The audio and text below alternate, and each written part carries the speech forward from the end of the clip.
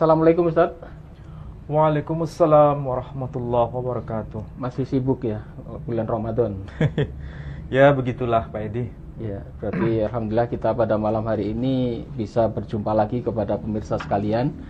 Karena bulan ini bulan Ramadan dan semua umat Islam masih menjalankan ibadah puasa, kami ucapkan selamat menjalankan ibadah puasa sampai nanti hari raya ya. Semoga semua amal ibadah Bapak Ibu sekalian diterima oleh Allah Subhanahu wa taala. Nah, ngomong-ngomong soal puasa ini Ustadz Ali, kita akan membedah masalah puasa ini karena ibadah puasa itu sebetulnya kan bukan ibadah baru ya. Karena ibadah ini sudah kita ketahui sudah ada keberadaannya bahkan sejak sebelum agama Semit ya. Bahkan di agama Hindu juga ada, kemudian diteruskan ada agama Yahudi, kemudian Kristen, dan terakhir umat Islam meneruskan risalah soal puasa ini. Nah, soal puasa ini bagaimana kejelasannya ini Ustaz, silakan. Ya, baik Pak Edi. Alhamdulillah kita pada malam ini bisa bertemu kembali dalam rangka untuk membincangkan persoalan agama, terutama dalam konteks lintas teks kitab suci, dan saya kira ini mendewasakan kita. Nah, pada momen bulan yang agung ini, yakni bulan puasa, kita akan mencoba untuk membedah dari aspek kebahasaan yang dipakai dalam Al-Quran, khususnya berkaitan dengan puasa itu. Kalau kita sebagai Muslim berhadapan dengan peristiwa besar, yakni peristiwa ibadah agung ini, yakni ibadah puasa, biasanya para asatid, para kiai itu mengutip ayat yang termaktub di dalam Al-Quran, yakni surah Al-Baqarah, surah kedua ayat 183. Dan kalau bicara mengenai surah Al-Baqarah ayat 183, itu memang ada perintah secara tegas mengenai puasa itu. Kalau dibaca ayatnya, Bismillahirrahmanirrahim, Ya ayyuhalladzina amanu kutiba alaikumusiyam kama kutiba alal ladzina min qablikum la'allakum tattaqun. Arti harfiahnya, wahai orang-orang yang beriman, diwajibkan atas kalian semua untuk puasa, untuk menjalankan ibadah puasa, sebagaimana telah diwajibkan juga bagi ummah sebelum kalian, agar kalian semua menjadi orang yang bertakwa. Itu arti harfiah. Nah, kalau kita menelusuri berbagai surah dalam Quran atau berbagai ayat yang termaktub di dalam Al-Quran, kita tidak menemukan ada perintah puasa selain di ayat 183 di surah Al-Baqarah. Selain itu tidak ada. Selain itu kita tidak menemukan perintah. Padahal kalau kita membaca seluruh ayat Quran, ada beberapa perintah, tapi perintah itu tersebar di berbagai surah dan tersebar di berbagai ayat. Nah, ayat yang berkaitan dengan perintah puasa itu hanya satu-satunya di ayat 183 surah Al-Baqarah. Kalau ini dipahami dalam konteks kajian akademik, ini yang namanya hapax legomena. Jadi hapax legomena itu satu kata atau satu perintah atau satu pesan yang hanya muncul sekali itu dan tidak muncul di ayat-ayat yang lain. Itu yang namanya hapax legomena. Nah, menariknya di situ, yang dipanggil itu adalah orang-orang yang khusus, orang-orang yang spesial. Yang dimaksud adalah ya ayyuhalladzina amanu, wahai orang-orang yang beriman. Artinya hanya orang-orang yang khusus, orang-orang yang spesial, yakni orang yang beriman, yang dibebankan untuk menerima amanah agung berkaitan dengan syariah puasa. Berarti kalau orang itu tidak masuk kategori orang yang beriman, dia tidak dipanggil dalam konteks itu. Nah, dalam Al-Quran itu, ketika Allah menyeru hambanya, itu menggunakan dua pola redaksi. Yang pertama, ya ayuhan nas, wahai manusia. Yang kedua, ya ayyuhalladzina amanu, wahai orang-orang yang beriman. Kalau Allah mengatakan ya ayyuhan nas, biasanya ayatnya itu berkaitan dengan challenge, tantangan. Bukan berkaitan dengan perintah syariah. Padahal syariah itu amanah. Jadi hanya orang yang beriman saja yang diberikan amanah untuk menunaikan itu. Dan kata amanah itu satu akar kata dengan amanu. Jadi hanya orang beriman yang bisa menjalankan amanah itu. Jadi itu bukan sesuatu yang sifatnya paksaan sebenarnya. Tapi ada kerelaan, ada kerinduan, ada hubungan yang sangat dekat dengan Tuhannya.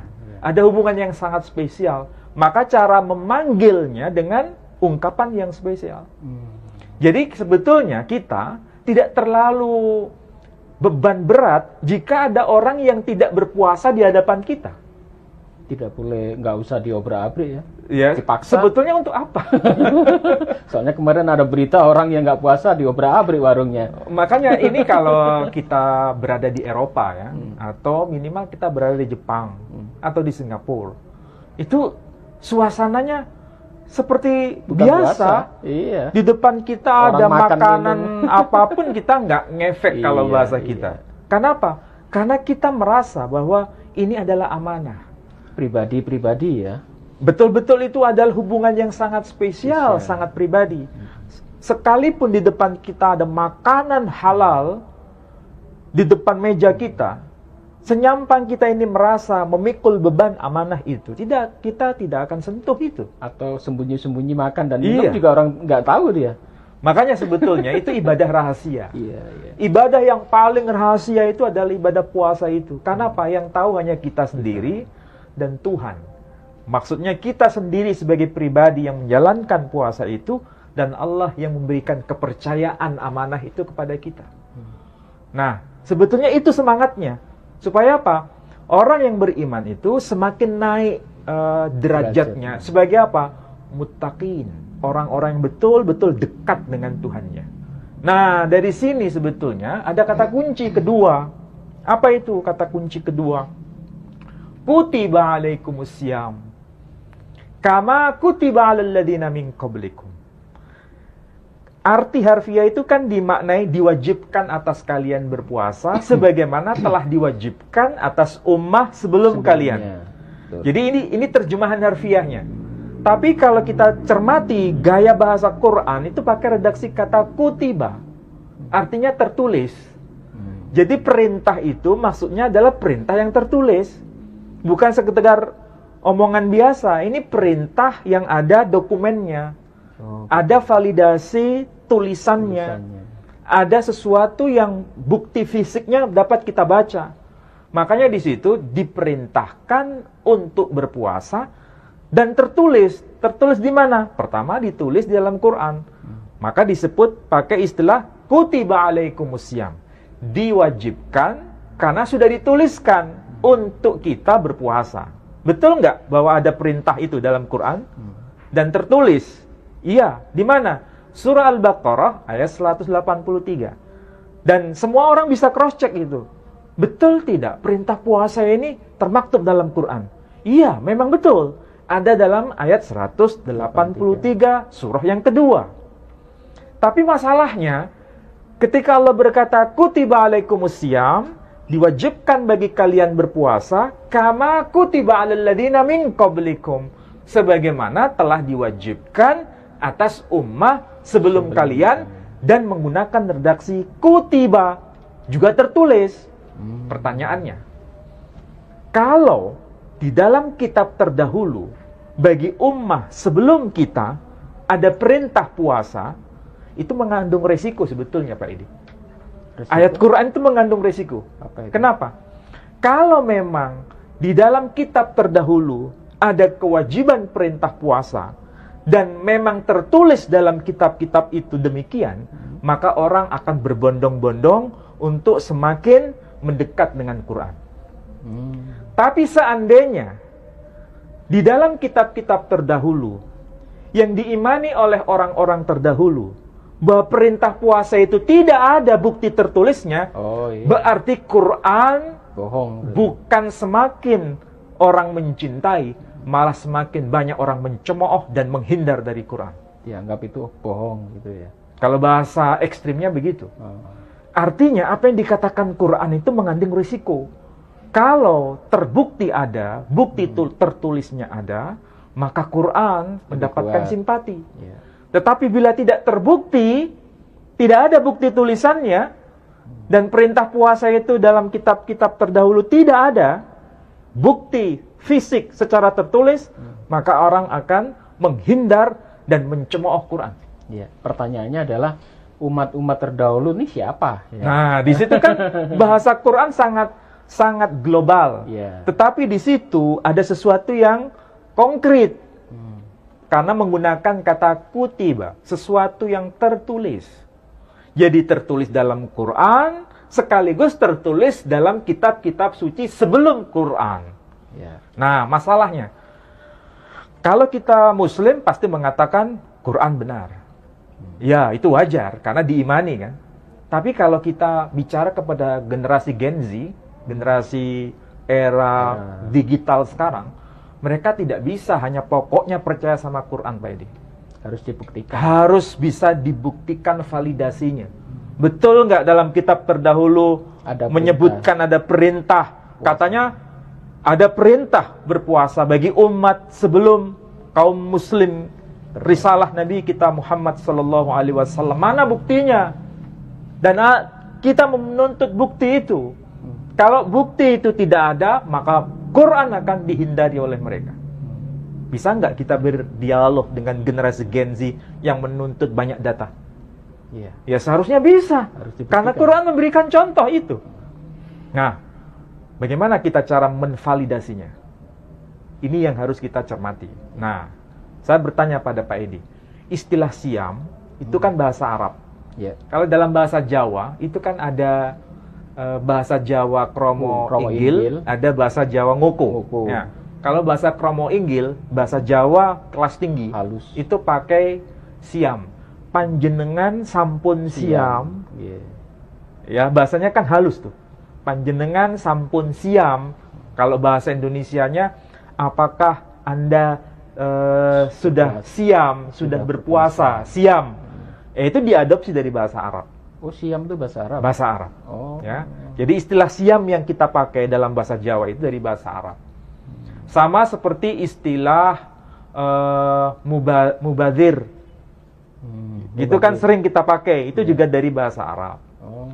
Tapi ada juga selain kata siam, ada istilah poso. Ya, poso. Dalam bahasa Jawa ngoko. Kalau saya ngomong dengan Pak Edi, ini kan usia sebaya. Pak Edi wis poso ta? Nah, bahasa Jawa kan itu. Nah, dari mana istilah poso itu diadopsi? Poso. Yang jelas bukan bahasa Arab. Dari mana itu? Nah, Pak Edi penasaran dari mana kata itu? Nah, kalau bahasa Jawa menyebutnya poso. Ya. Bahasa Madura menyebutnya apasa. Apasa. Nah, kalau bahasa kita poso. Bahasa Melayu atau bahasa Indonesia menyebutnya puasa. Jadi puasa bahasa Melayu atau Indonesia, poso dalam bahasa Jawa, apasa dalam bahasa Madura, itu sebetulnya diadopsi dari bahasa Sanskerta atau bahasa Sanskrit. Sama seperti bahasa yang sering kita dengar, istilah swarga. Oh, swarga loka. Nah, swarga loka itu bahasa Sanskrit. Dalam bahasa Jawa menjadi swargo. Dalam bahasa Madura menjadi swarga. Oh iya. Dalam bahasa Indonesia menjadi sorga. Iya.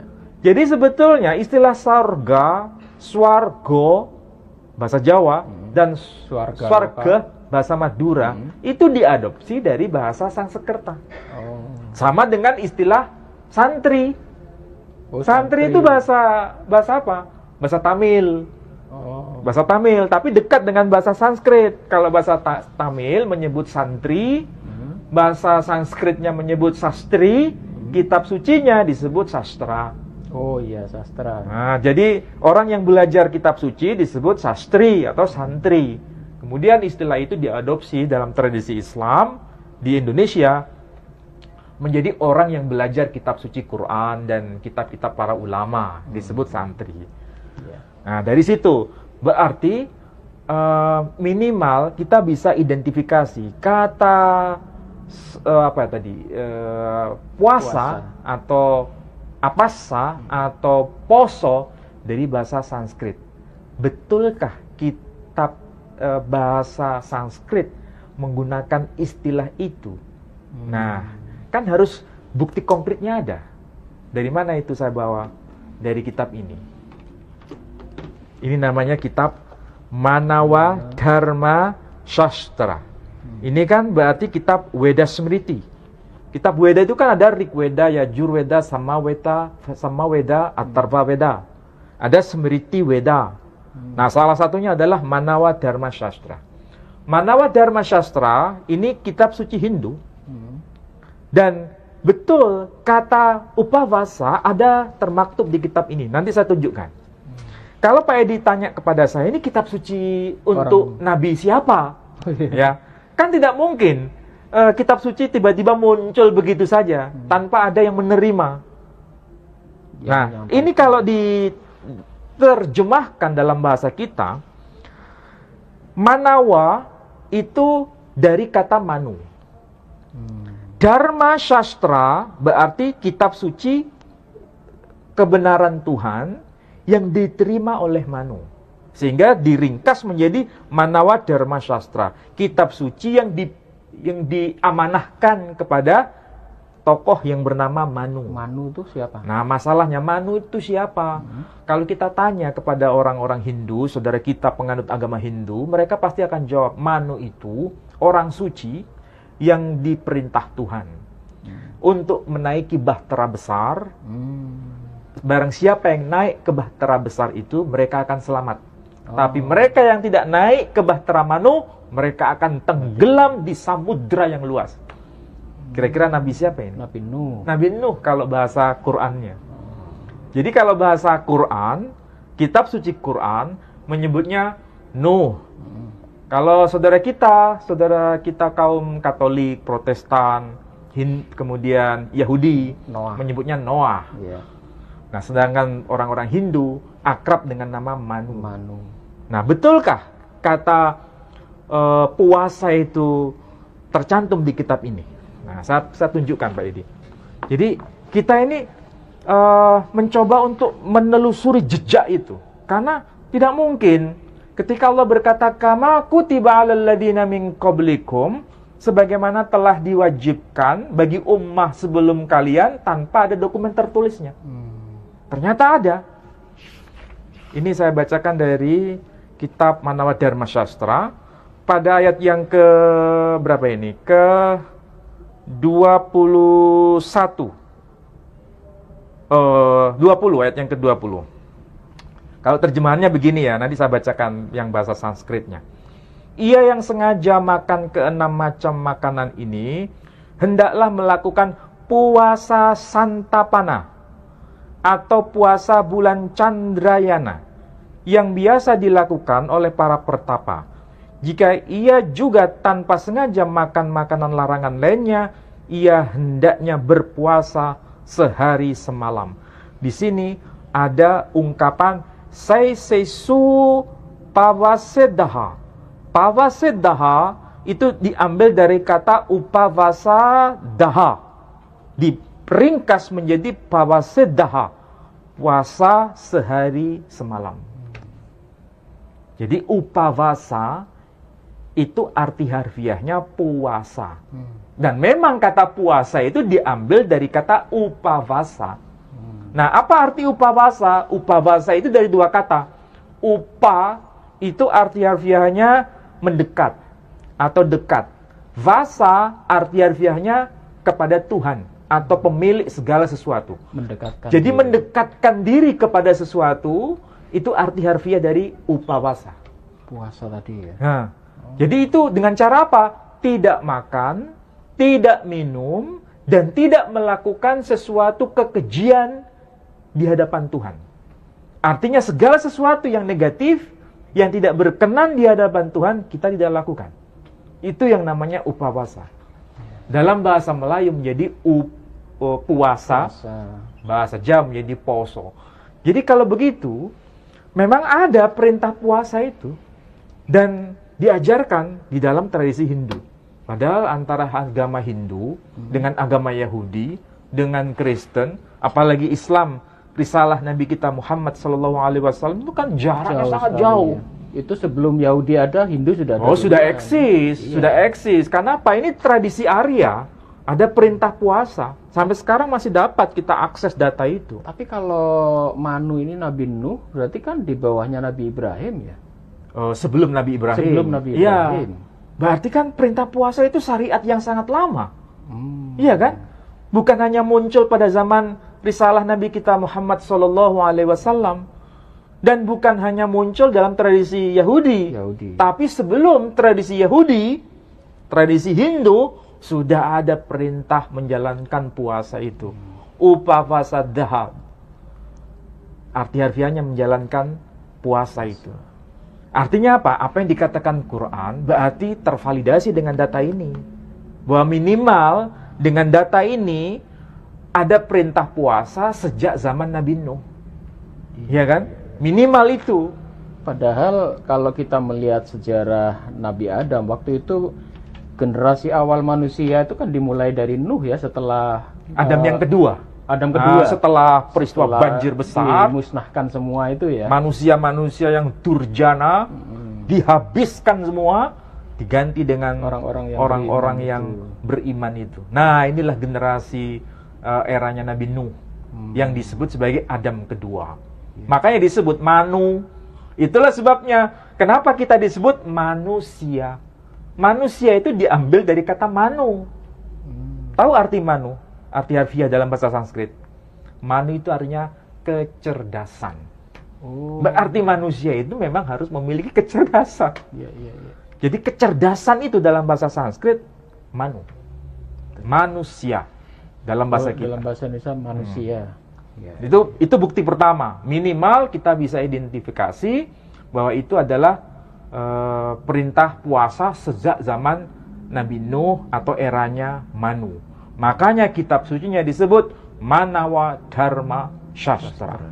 Nah, kita masih belum puas dengan itu Pak Edi. Kita masih penasaran, kenapa Allah menggunakan kata kunci kama kutiba 'alal ladzina min qablikum. Sebagaimana telah dituliskan bagi ummah sebelumnya kita.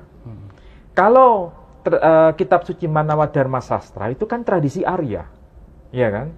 Sementara tradisi Semitik Timur Tengah ada nggak perintah puasa sebelum risalah Nabi kita Muhammad SAW? Apakah Yahudi ada data itu? Di bawah perintah Nabi Musa ya? Apakah perintahnya pada masa Nabi Musa? Atau Nabi Ibrahim? Atau justru setelah zamannya Nabi Musa? Atau Nabi Ibrahim? Atau Nabi Ibrahim? Nah itu kan perlu pelacakan. Nah saya hanya memberikan contoh konkret, tetapi barangkali ini menjadi diskusi lintas agama yang tentu saja ini melibatkan kajian yang lebih intensif Pak Edi. Saya hanya memberikan semacam clue saja, maksudnya informasi global. Saya mencoba membaca apa yang tertulis dalam kitab Yeremia. Berarti kalau Yeremia itu kan seorang nabi yang diutus kepada bangsa Israel ketika masa pembuangan. Babel ya? Di Babel. Yeah. Dan Babel itu ada kaitan dengan tradisi Arya sebetulnya.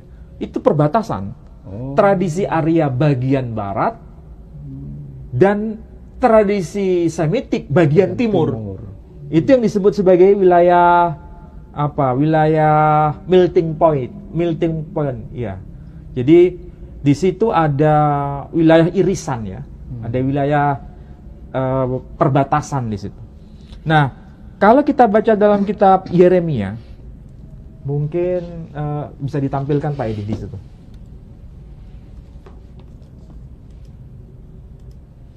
Yeremia pasal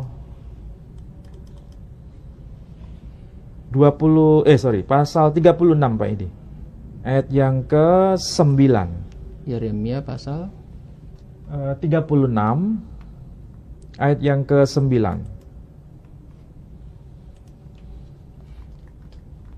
Yeremia pasal 36 ayat 9. Adapun dalam tahun yang kelima Adapun dalam tahun yang kelima pemerintahan Yoyakim bin Yosia, Raja Yehuda, dalam bulan yang ke-9, orang telah memaklumkan puasa di hadapan Tuhan bagi segenap rakyat di Yerusalem dan bagi segenap rakyat yang telah datang dari kota-kota Yehuda ke Yerusalem. Nah, perhatikan di situ. Ada sesuatu yang menarik ya.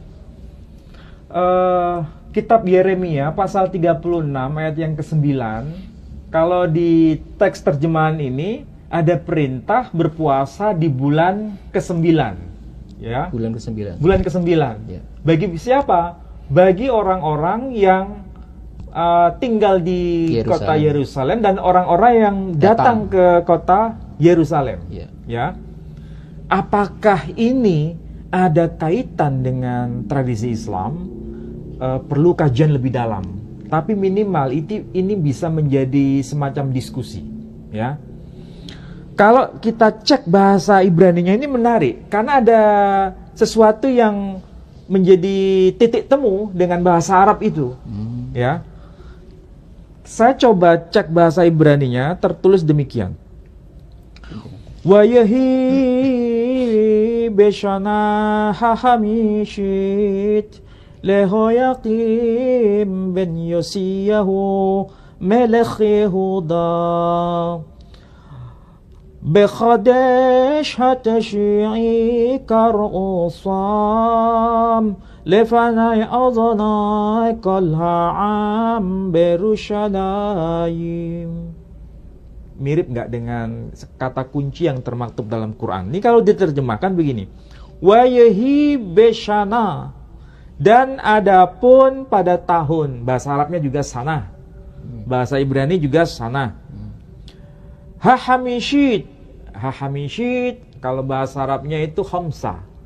Berarti 5. Berarti pada tahun yang kelima, Lehoyakim ben Yosiyahu, maksudnya bagi Yoyakim putra Yosiyahu, Melech Yehuda, raja orang Yahudi atau raja orang Yehuda.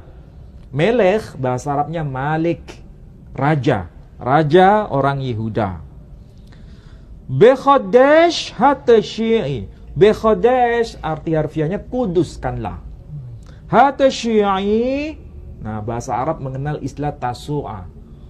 Wahid, ithnain, thalatha, arba, khamsa. Ya, sita, kemudian sab'a, thamaniya, tis'a. Tis'a berarti 9.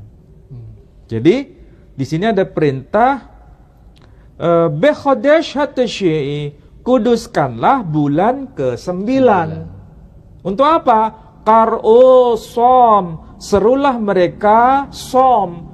Ada 3 huruf di sini, sode, vav, mim. Sode kalau bahasa Arabnya sod, vav bahasa Arabnya waw, mim bahasa Arabnya ya mim, berarti saum. Saum, oh iya. Ya kan? Kita dapat perintah kutiba alaikumus syiyam. Nah, dari kata saum di sini pakai som. Lefanai aldonai, semata-mata hanya untuk Tuhan. Kol ha'am Yerusalem, untuk semua ummah yang ada di kota Yerusalem. Jadi kalau kita baca ini ada perintah menjalankan puasa di bulan ke-9. Tapi di sini maksudnya bulan ke-9 kalender Yahudi. Oh, beda dengan tahun Hijriah versi Islam. Tapi yang penting di sini ada sesuatu yang bisa dikaji bersama. Kenapa ya? Ada perintah bulan ke-9. Kenapa perintahnya bukan bulan kedua atau bulan ke-4 atau bulan ke-10, tapi kenapa harus bulan ke-9? Ini kan sesuatu yang tentu saja menjadi perhatian. Apakah itu sangat penting bulan ke-9 itu? Ternyata di sini tidak dijelaskan bulan ke-9 bulan apa. Tetapi kalau kita kaji kalender Yahudi, bulan ke-9 itu disebut bulan Kislev. Bulan ke-9. Kalau bulan ke-10 disebut Tevet. Jadi bulan ke-9 itu Kislev. Bulan ke-10 Tevet. Kemudian bulan ke-11 itu Seva, bulan ke-12 itu Adar. Nah, itu nama-nama bulan dalam tradisi Yahudi. Yang penting di situ bulan ke-9 bulan Kislev. Tapi nggak dijelaskan nama bulannya di sini. Hanya disebutkan Bechodesh Hatashi. Kuduskanlah bulan ke-9. Dalam Quran, perintah puasa itu bulan keberapa? Pak Edi kira-kira tahu kenapa? Dalam Quran ada perintah bulan Ramadan di situ, ya kan? Yeah. Lihat itu. Quran surah Al-Baqarah ayat 185.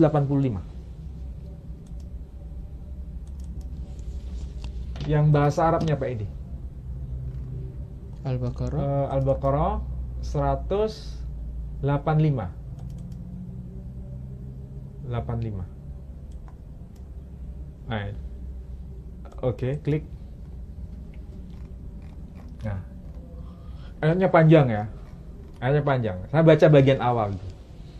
Di situ disebutkan Syahrul Ramadan alladzi unzila fihil Quran hudal linnas. Arti harfiahnya pada bulan Ramadan diturunkan Al-Quran. Sebagai apa? Hudal linnas, sebagai petunjuk bagi manusia. Ini ada catatan kata kunci di situ Pak Edi. Di dalam Al-Quran saya coba untuk searching. Ternyata kata syahr, arti harfiahnya bulan, hitungan bulan, itu diulang dalam Quran 12 kali.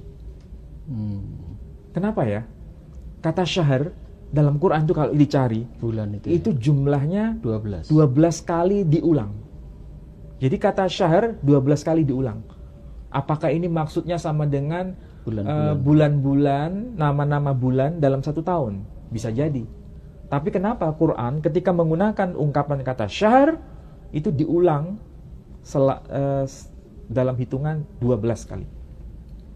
Sedangkan nama bulan, satu-satunya nama bulan yang tercantum dalam Al-Quran itu bulan Ramadan.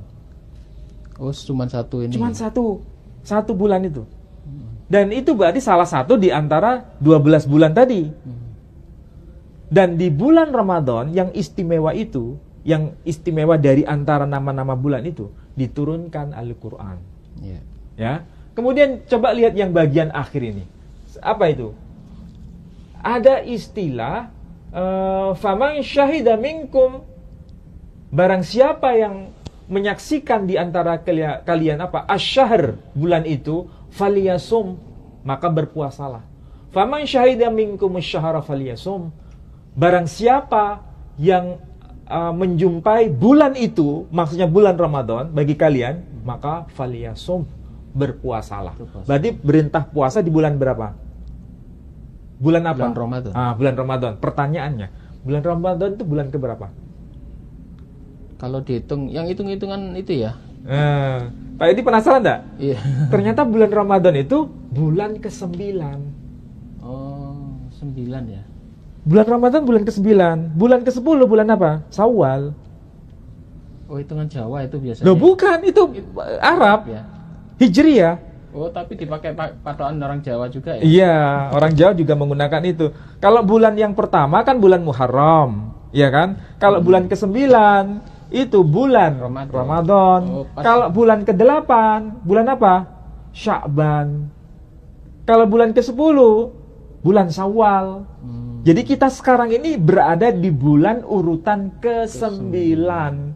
Di urutan bulan ke-9 yang disebut bulan Ramadan, kita diperintahkan berpuasa. Orang Yahudi ketika masuk di bulan ke-9 pada masa Raja Yoyahim juga diperintahkan untuk berpuasa. Bulan ke-9 namanya bulan Kislev. Hitungan bahasa bulan-bulan Arab itu beda dengan yang Masehi ini ya? Oh, beda. Tapi sama dengan Ibrani ya? Ibrani dan Arab sama? Sama. Jadi untuk menentukan ini masuk bulan baru atau belum, itu hitungannya adalah waktu matahari terbenam. Itu sudah masuk bulan baru. Sama dengan menentukan bulan Ramadan itu hitungan bulan itu waktu maghrib itu kan baru dimulai diteropong itu dilihat baru masuk bulan baru.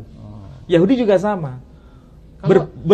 Berbuka puasa juga mirip dengan kita tradisinya. Kalau tradisi Yahudi puasanya berapa hari?